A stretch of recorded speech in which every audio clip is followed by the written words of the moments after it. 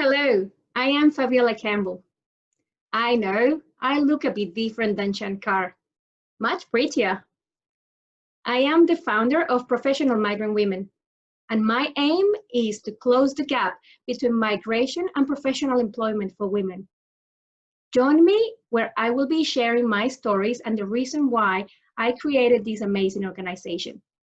Your help is needed. Welcome to the Come Up Starter Kit, guys. My name is Shankar and I have a very special guest with me today, Fabiola Campbell, who is a learning and development trainer and is also the founder of Professional Migrant Women. Today, guys, I have brought Fabiola on to give us a bit of an insight about her career journey as a learning and development trainer and why she has decided to create this amazing group called Professional Migrant Women. Thank you so much, Fabiola, for finding the time to chat with me, especially through these unprecedented times. Thank you so much, Shankar, for having me. I feel very privileged to share this space with you and to be able to share my views with your audience, and with everybody that is willing to hear. So thank you. It is a privilege. Wonderful. No, thank you so much. Now, how are you first coping with the new way of life and especially working from home? Look, for me, it has been easy, I suppose, and I've been telling this to everybody. I feel blessed. I feel blessed because I still have a job and a source of income, and I know that not everybody can say that. I feel blessed because my son is in a good mental space. I have only one son, and I suppose that makes it easy for everybody involved. I feel blessed because my workplace has been very supportive, and I'm still able to do all the things that I need to do from home.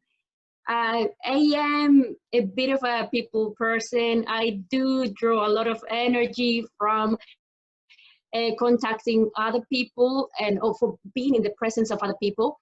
And probably that has been a bit of a drawback, but I still have the opportunity to do this. Yeah.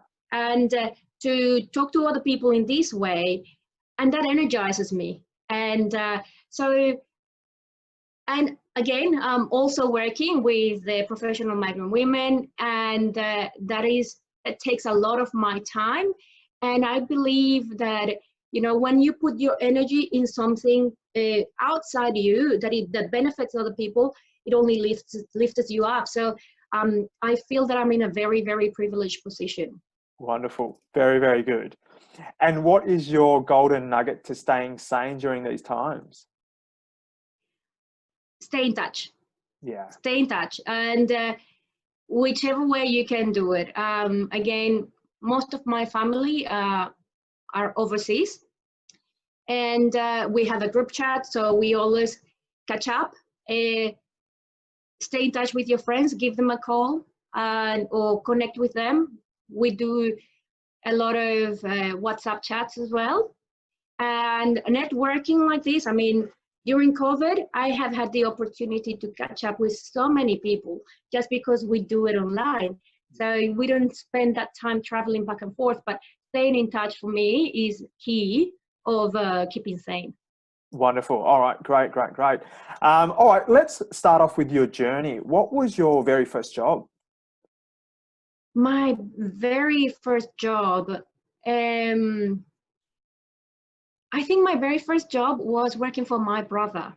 Okay. So he decided to sell cakes, and he used to pay me a little bit of money so I could, bake the cakes for him. And so I was quite young at the time, probably 12 years old. Right. I think that was my first job because I wasn't working for me, I was working for him, But I did get a few jobs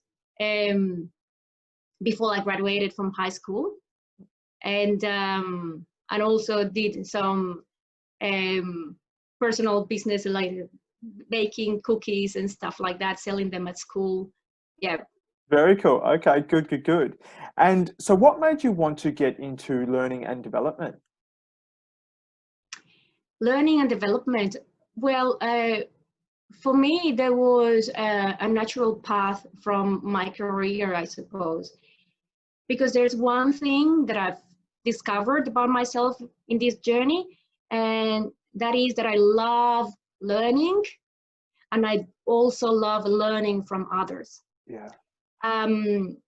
I feel amazed every time I talk to somebody and I learn about their stories, and I learn something new. So I think that, well, if you think about archetypes, I think I have the archetype of the teacher. Yeah, right. However, I don't like to call myself a teacher because even though I am a corporate trainer, I feel that what I do in that space is to share my knowledge and learn from the knowledge that other people have. I mean, we are all adults, we have experiences, and even though I might have some knowledge, I also acknowledge that people know different things that I can learn from. Yeah, very good. Okay, cool. And for people interested in learning and development, what does a day in a life look like for yourself? Well, in the learning and development space, I am a professional trainer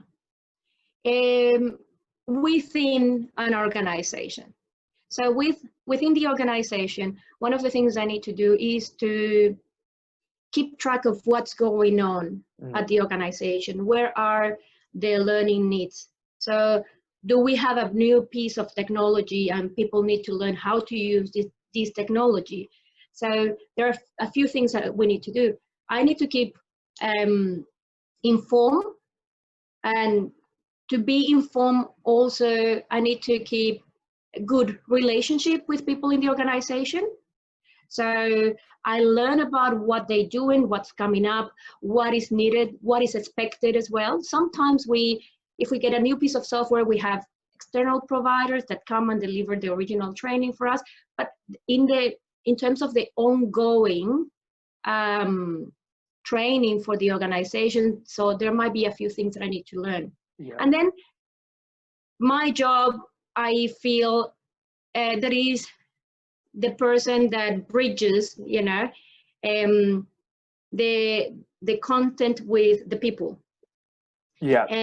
So translating, if you like, or digesting that big chunk of information so I can pass it on to people and, understand what is more relevant for them, for their jobs. So they have the tools that they need to do their work most effectively. Perfect. Okay, brilliant, wonderful. And what are the essential skills that a person should have if they do want to get into the field of learning and development? Well, I think a passion for learning and for sharing, as I said before. Also curiosity. I think curiosity is key.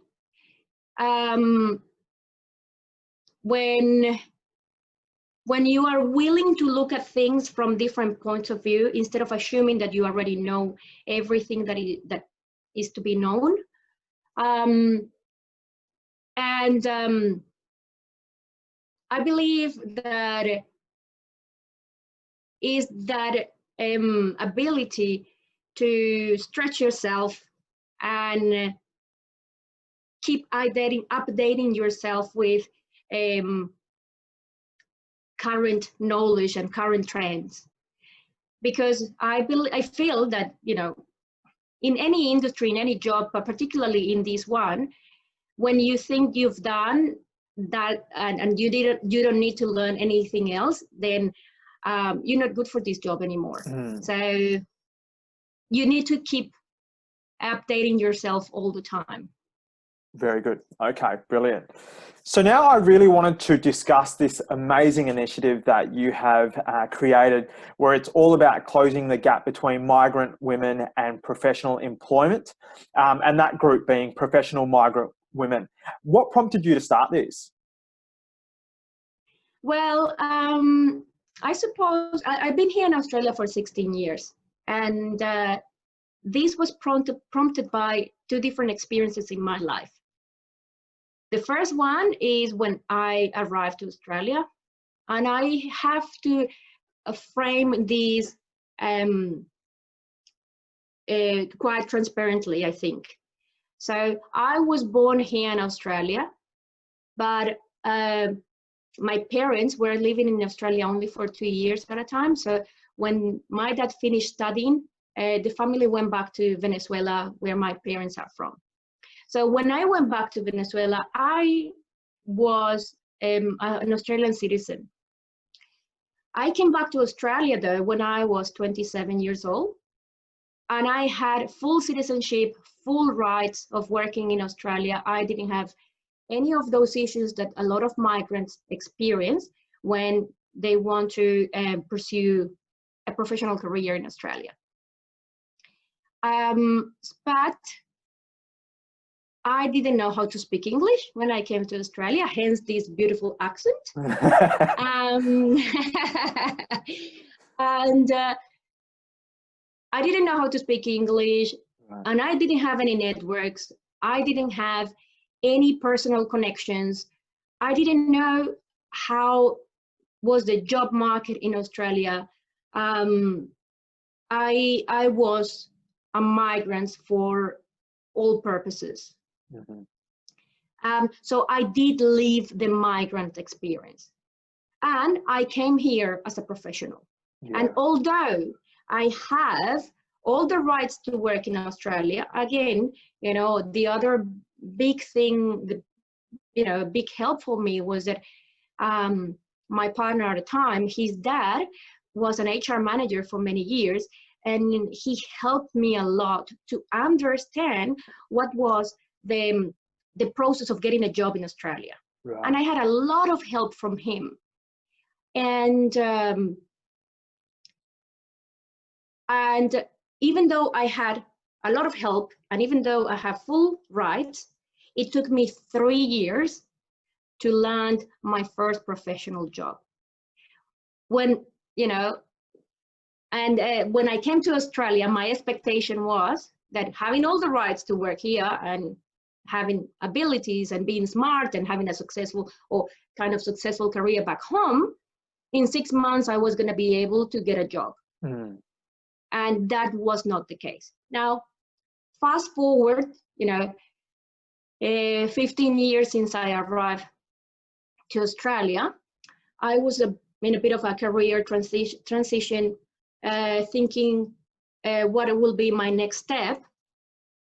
And I started exploring different things, connecting with community, studying diversity and inclusion, doing some public speaking in community.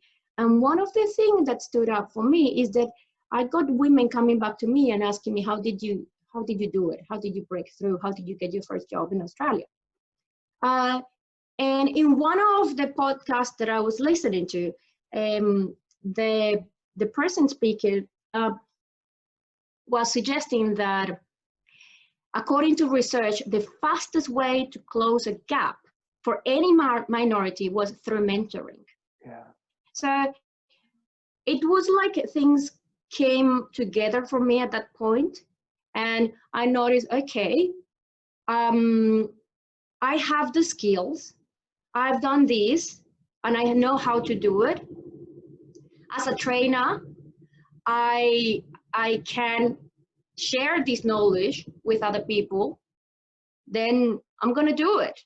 And the other thing is that I kind of experience a sense of freedom and empowerment to be able to do this because I could, not because somebody was expecting this from me, not because I had to do it, not because it was required of me, but because I could do it and I wanted to do it. Yeah.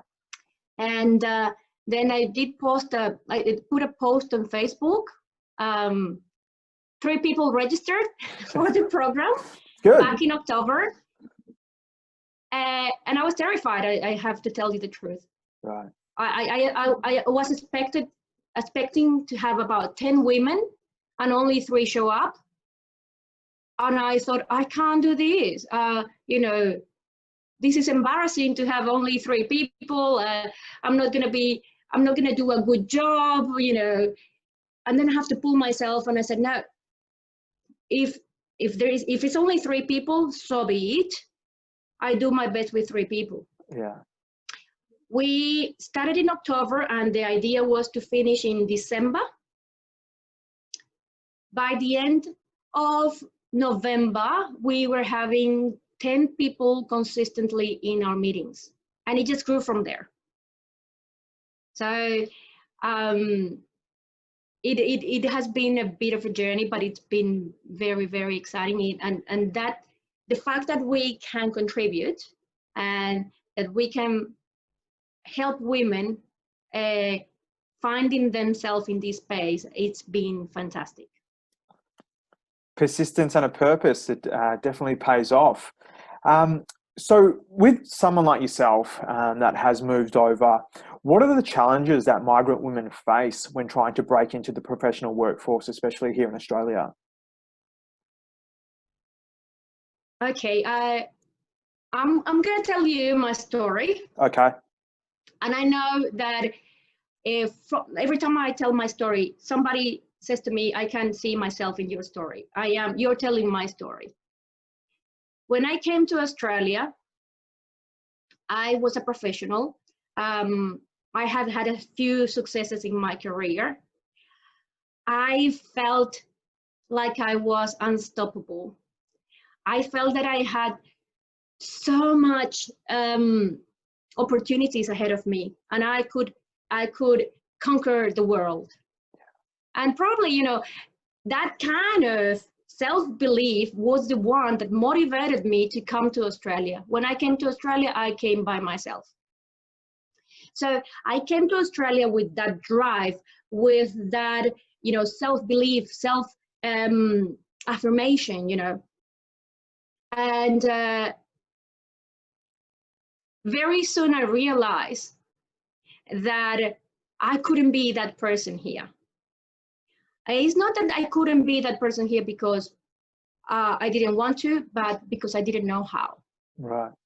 And also, the other thing that I realized is that a lot of the things that made up my identity in Venezuela did not exist in Australia as a reference.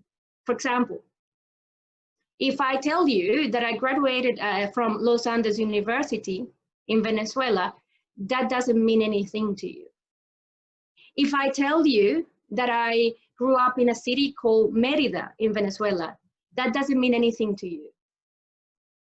If I tell you that, you know, I was friends with certain people, or that my dad was this person, or my mom, or my auntie, you know, all of those things form part of my identity. Mm-hmm. In Venezuela, Mérida is a university town. So think about Oxford.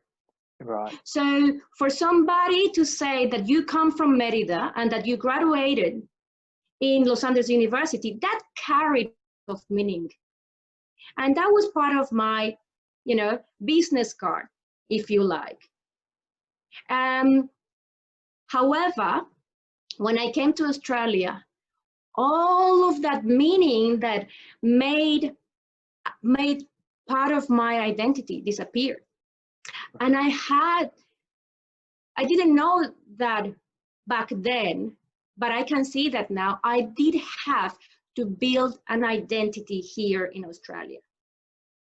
I needed to create some history, so when I talked to people, they knew, you know, they could make something about myself. Yeah. I did go to university in here. I went to Swinburne University. I started meeting people, and I started creating, you know, this persona, this new identity. For many years, my struggle was to blend in, mm-hmm. to be as Australian as I could be, to get rid of this accent, you know, not to stand out for the way I look, or the way I express myself. I just wanted to belong. But there was also a point in my life when I realized that I was enough for who I was. And I know that, you know, I heard this so many times, but it wasn't until I experienced that I fully integrated those two parts of myself. I've heard many times, you know, gay people saying, you know, I came out, you know, and I didn't know what that meant until I came out. Right. Until I came out as a migrant woman, as a professional migrant woman. And to me, coming out is acknowledging every part of yourself, is to be willing to be seen for who you really are, with your color, with your accent, with the way you express yourself. And that is very, very liberating. And when you are valued for those things, you don't need to pretend anymore. You don't need to aspire to be something that you are not. Yeah. And I believe, you know, that is part of the migration process. And those are some of the challenges that migrant women face when they come to Australia. And probably the other challenge they face, most of them face, is that they don't have any emotional support in here. Yeah. They don't have family, they don't have friends. And that is another big part of the professional migrant women, is that we form a community. We are that family away from home. We become that. We become that person that you can talk to when you feel down. And also the person that can give you advice in your professional career, obviously. So to summarize that, I suppose, lack of understanding of the culture, disconnection from your identity, lack of personal connections. Yeah. Probably one of the main challenges for professional migrant women.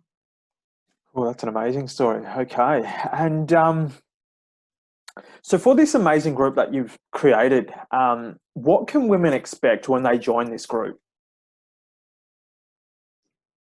They need to expect to challenge themselves. They should not join the group if they want to keep doing the same old things. Yeah. We present them with a different way that will take them out of their comfort zone, but we know, and when I say we, I talk about the volunteers that work with us. We know, because we have walked that way, we know that it produces results. They should expect to do things in ways different to what they used to at home. I tell you a story. One of our mentees was had she was a high executive, got into this organization when she was very young, and she never had to apply for a job in her career because she was always promoted or given the opportunities, and she was very good.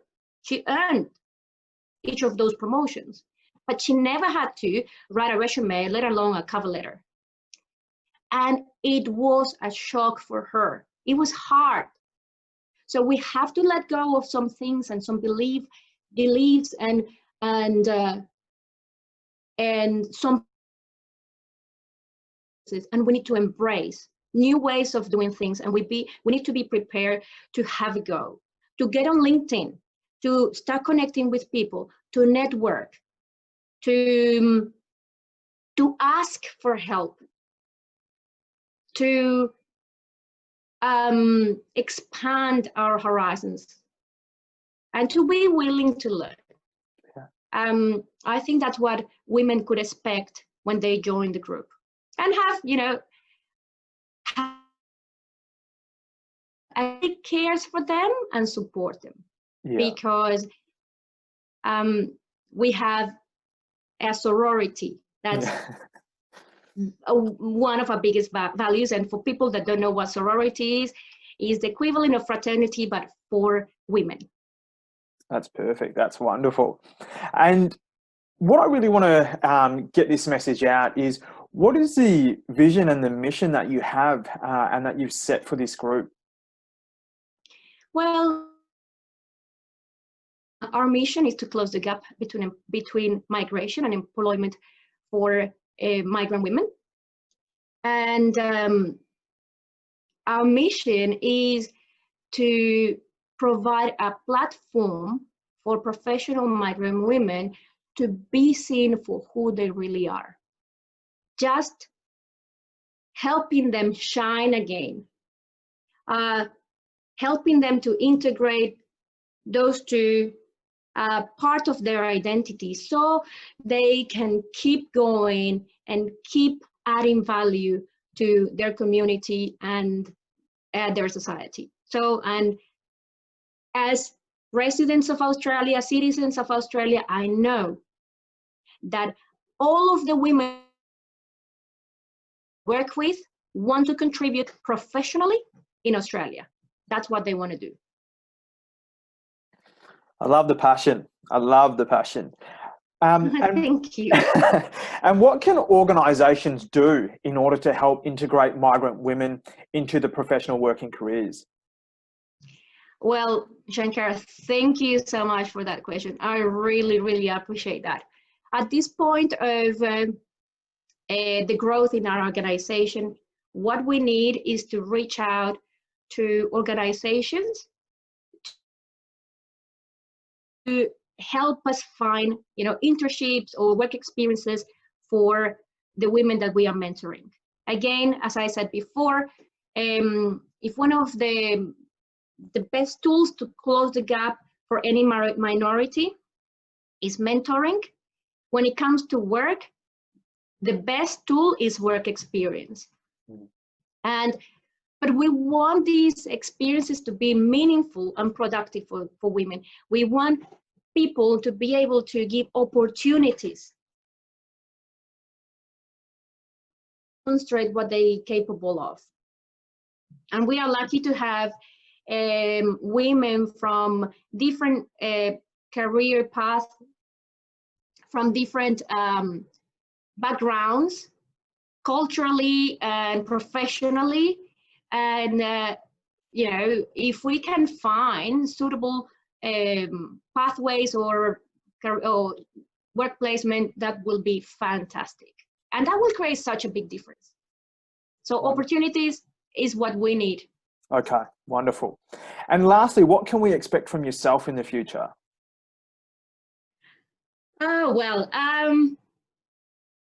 We just want to keep growing this organization. Originally, pre-COVID, we only had one group and we met in the Collingwood Library. We only can support certain number of people per group because we want to give them the best experience we can. Yeah. So we only limited by 11 to 12 members per semester. So what we want to do is to create more groups. And we know that, we know for a fact that some people were interested in participating in this group, but because it was in Collingwood, it was difficult for them to travel. Now, COVID time, we have Zoom, and we have been able to have people even from Sydney, from Queensland, joining our group. Right. But what we want to do is to create more of these groups, so even when COVID is over, we could get to where they are and build that face-to-face interaction. So the next thing for us is going to where you are and helping you the way you need to be helped or assisted. And Australia-wide, why not? I love it. Guys, you've heard it here.